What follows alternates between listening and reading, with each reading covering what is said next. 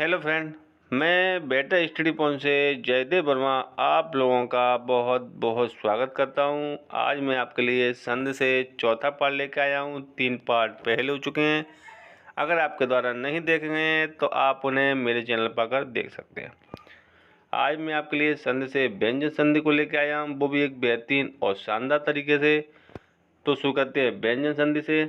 तो व्यंजन संधि से एग्जाम में किस तरह से क्वेश्चन बनता है, चलो देखते हैं।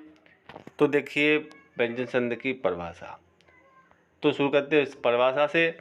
तो व्यंजन के बाद किसी स्वर या व्यंजन के आने से उस व्यंजन में जो परिवर्तन होता है उसे व्यंजन संधि कहते हैं। इसका तात्पर्य यह हुआ कि अगर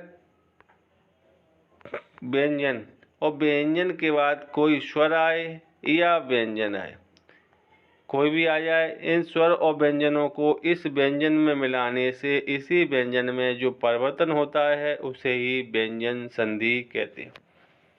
परिभाषा को आप अच्छे से समझ गए होंगे। आगे देखिए, ये और नहीं है, इसे नोट कर लेना, नोट होना चाहिए। आगे देखिए, आगे यहाँ से व्यंजन संधि के विच्छेद हुए पहले भाग में, मतलब जो व्यंजन संधि का विच्छेद हुआ पहला भाग होता है उसमें हमेशा अधिकतर हलंत लगा रहता है। क्या लगा रहता है? हलंत। हलंत जानते हो क्या होता है? नीचे जो लगा देते हैं इस तरह से, वो हलंत कहलाता है। तो आगे आपको समझ में आएगा हलंत किस तरह से लगता है एग्जाम्पलों के द्वारा। आगे देखते हैं नियम। पहला नियम क्या कह रहा है देखते हैं। नियम एक बार और बता दूं, अगर व्यंजन संधि को अच्छे से करना चाहते हो तो नियम पर ज़्यादा फोकस करना पड़ेगा। आपको नियम अच्छे से याद हो जाएंगे तो व्यंजन संधि को भी आप अच्छे से करने लगोगे। तो शुरू करते हैं नियम से। अगर शब्द में किसी वर्ग का तीसरा वर्ण, तो कई छात्रों को ये लग रहा होगा वर्ग क्या होता है। तो अगर वर्ग के बारे में समझना है तो आप मेरा वर्णमाला वाला वीडियो देख लें, तो उससे आपको अच्छे से क्लियर हो जाएगा कि वर्ग क्या होता है। फिर भी मैं एक बार बता देता हूँ वर्ग क्या होता है। तो वर्ग जैसे का वर्ग, चा वर्ग, टा वर्ग, ता वर्ग, पा वर्ग। तो का के अंतर्गत कौन कौन से आते हैं वर्ण? क, ख, ग, घ, अण, ये का वर्ग के अंतर्गत आते हैं। तो किसी वर्ग का तीसरे वर्ण कौन से होते हैं? मैंने सभी वर्गों के लिख दिए हैं, गा, जा, डा, दा और बा, ये तीसरे वर्ण हैं। देखो का खा गा तीसरा हो गया, चा छा जा तीसरा हो गया, टा ठा डा तीसरा हो गया, ता था दा तीसरा हो गया, पा फा वा तीसरा हो गया। ये तीसरे वर्ण। अगर संधि में ये तीसरे वर्ण आते हैं तो इनका संधि विच्छेद करने पर तीसरे वर्ण के स्थान पर प्रथम वर्ण हो जाता है। और अच्छे से आपको क्लियर कर देता हूँ किस तरह से होता है। जैसे आ गया गा, तो गा किस वर्ग का है? का वर्ग का है, तो पहला वर्ग हो जाएगा तीसरे वर्ग का पहला। जैसे आ गया जा, तो जा किस वर्ग का है? चा वर्ग का है, तो तीसरे का क्या होगा? पहला। ऐसे आ गया डा, डा आ गया, तो डा किस वर्ग का है? डा किस वर्ग का है?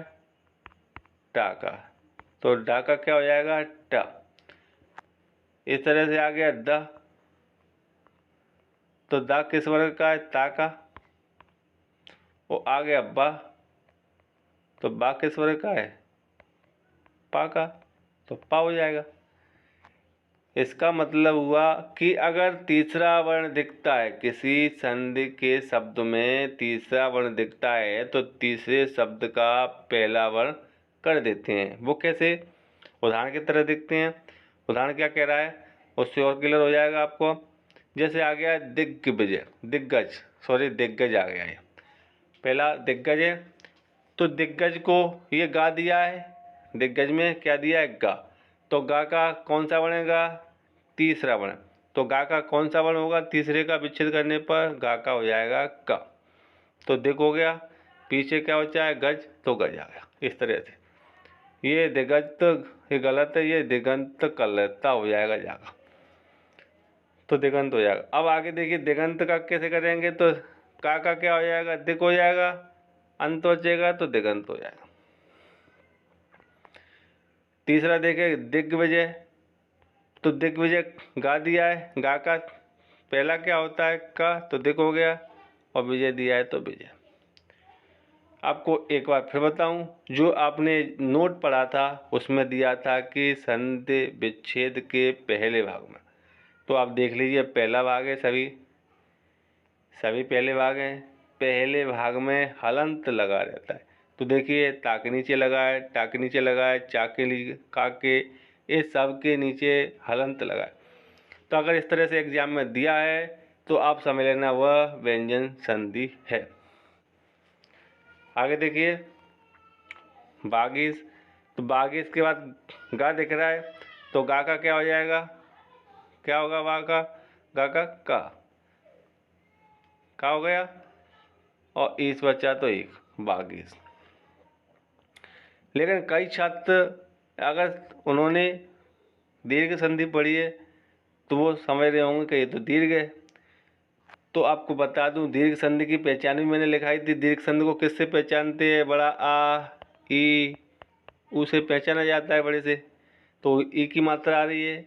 लेकिन अगर ई की मात्रा वर्ग के तीसरे वर्ण पर गा, जा, डा, दा या बा इन पर चढ़ी है तो आप समझ लेना कि ये व्यंजन संधि है, चाहे वो आ हो, चाहे ई हो, चाहे ऊ। ये तीनों मात्राएं अगर वर्ग के तीसरे वर्ण पर लगे हैं तो उसका संधि विच्छेद करेंगे तो वो तीसरे वर्ण का पहला वर्ण करना पड़ेगा, तो ये व्यंजन संधि कहलाएगी। अगर इनके अलावा और कहीं चढ़ी है तो वो दीर्घ संधि कहलाएगी। आप अच्छे समझ गए होंगे। आगे देखते हैं पांचवा, अजंत जा का कौन सा आता है, जा का क्या हो जाएगा, चा पहला तो हो गया अच और अंत। ऐसे जा का क्या हो जाएगा, चा और आदि। आगे देखिए आगे भी इसको उदाहरण ये हो गया सेट, डा का क्या हो जाएगा, टा हो गया, आनंद हो जाएगा। दा का क्या हो जाएगा, ता हो जाएगा, क्योंकि दा का ता पहला वर्ण, क्योंकि ता वर्ग का था तो आचार। ऐसी दा का ता सद्भावना, बा किस वर्ग का है, पा का है, तो बा का क्या हो जाएगा, पा, सुप धन अंत। ऐसी बा तो सु अप धन ज, बा तो अप ध जी दे। इस तरह से आएंगे तो आप आराम से कर पाओगे कि ये कौन सी संधि है। अगर दूसरा तरीका अगर इस तरह से आता है विच्छेद किया हुआ तो आप उसको भी कर पाओगे कि अगर संधि में विच्छेद हुए संधि में वर्ग का पहला वर्ण दिखता है, उसके बाद आ या कोई स्वर आता है या अलावा इनमें से कोई आ जाए तो उनको जोड़ा जाता है कि पहले वर्ग का क्या हो जाता है, तीसरा हो जाता है। तो इसका ये नियम था, किताबों में दिया है, ये नियम मेरे द्वारा बनाया गया था, तो आप आराम से याद कर सकते हो। आगे देखिए अगर आपको समझ में नहीं आ रहा है तो मुझे कमेंट के माध्यम से भी आप पूछ सकते हैं, और मेरा इसमें व्हाट्सएप नंबर दिया है, आप व्हाट्सएप नंबर पर भी मैसेज करके मुझे पूछ सकते हैं, मैं आपको इसका सॉल्यूशन बताऊंगा। अगला नियम देखिए, अगला नियम क्या कहता है।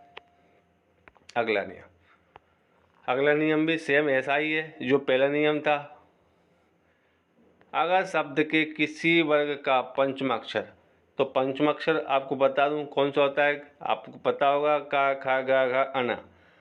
अना मतलब जो नासिक के ध्वनियाँ या जिनकी हवा नाक और मुंह दोनों से निकलती हो वो पंचम अक्षर कहलाते हैं। कई बार एग्जाम पूछा गया है कि पंचम अक्षर कौन से होते हैं, या नासिक या मुंह से जो निकलने वाली ध्वनियाँ कौन सी ध्वनि कहलाती हैं। तो आपको बता दिया था वर्णमाला में तो देखिए पंचम अक्षर आ जाए अणा अणा ना ना मा, अगर ये आता है पंचम अक्षर तो उसका संधि विच्छेद करने पर पंचम अक्षर के स्थान पर इसी पंचम अक्षर के उसी वर्ग का पहला वर्ग हो जाता है। वही सेम कंडीशन आपको बताई थी। जैसे आगे आपका का वाला, तो का क्या होता है णा, का क्या होता है णा, णा होता है, तो णा का क्या होगा का। ऐसे ही चा का क्या होता है, जे वाला होता है, तो चा का क्या हो जाएगा चा। इसी तरह से और भी दिए, टा का ये वाला हो जाएगा तो इसका टा हो जाएगा। इस तरह से ना और माँ, इस तरह से अगर इसके पांचवें अक्षर आते हैं तो पांचवें अक्षर का क्या हो जाएगा, उनका पहला अक्षर हो जाता है। तो आगे देखिए उदाहरण से आपको और क्लियर हो जाएगा। जैसे दिया है पहला उदाहरण बाड़मय, डा है णा, बाड़मय णा है तो किस वर्ग का है, का वर्ग का णा। तो णा का पहला क्या हो जाएगा, णा का क्या हो जाएगा का, और क्या बचेगा मय। इस तरह से षडमुख किस वर्ग का है ये णा, ये टा वर्ग का है, तो णा का क्या होगा टा हो जाएगा, सट हो जाएगा, और मुख दिया है तो मुख। इसी तरह से ना पंचम अक्षर है तो ना किस का है, ता था दादा ना, ता का है तो उत हो जाएगा, ना का ता हो जाएगा तो उत हो जाएगा, मंत हो जाएगा। इसी से ना का तत् हो जाएगा, मय हो जाएगा। ये जगन्नाथ तो ना का जगत हो जाएगा, ना ता हो जाएगा और नाथ हो जाएगा। इस तरह से ना दिया है, ना का क्या आ जाएगा ता, तो चित हो जाएगा मय। इस तरह से इनके विच्छेद किए जाते। अगर इस तरह से एग्जाम में पूछा जाएगा और इस तरह से पूछा जाएगा तो आप आराम से कर सकते हो। इस तरह से पूछ लिया जाता है कि बाड़मय में कौन सी संधि है, षडमुख में कौन सी संधि है। तो आपको जो नियम याद है कि अगर वर्ग का पंचम अक्षर दिखता है, वर्ग का पंचम अक्षर दिखता है या तृतीय वर्ग का तृतीय वर्ण दिखता है तो वो समझ लेना वो व्यंजन संधि है। क्योंकि तीसरे वर्ण का अपन ने पहले किया था पहले नियम में, ये दूसरा नियम है, इसमें पांचवा नियम वाला। आगे देखिए तीसरा नियम क्या कहता है, उसको भी करते हैं। तीसरा नियम क्या कह रहा है, अगर आधा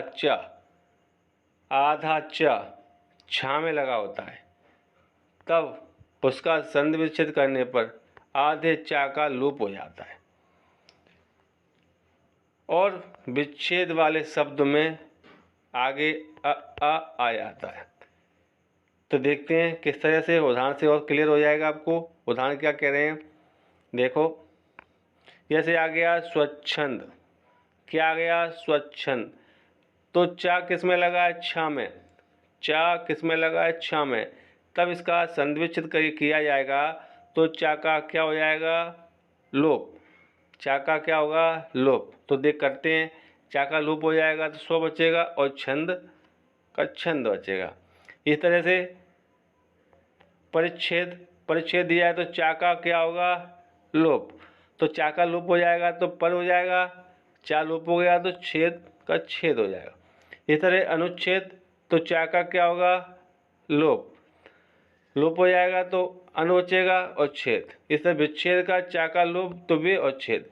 अगर इस तरह से एग्जाम में दिया हो तो आपको कुछ नहीं करना है, एक चीज़ देखनी है, अगर चा छा में लगा है, अगर ये चीज़ दी है चा आधा चा छा में लगा है तो उसका संधि विच्छेद करेंगे तो चा का लोप होगा, ये आपको ध्यान रखना है।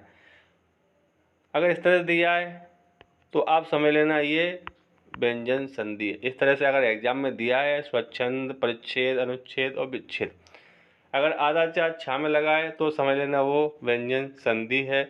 और अगर विच्छेद किया हुआ दिया है तो चा का लोप हुआ दिखेगा, क्योंकि छा पीछे दिखेगा आपको, विच्छेद में छा पीछे दिखेगा तो आप समझ लेना उसमें चा का लोप है।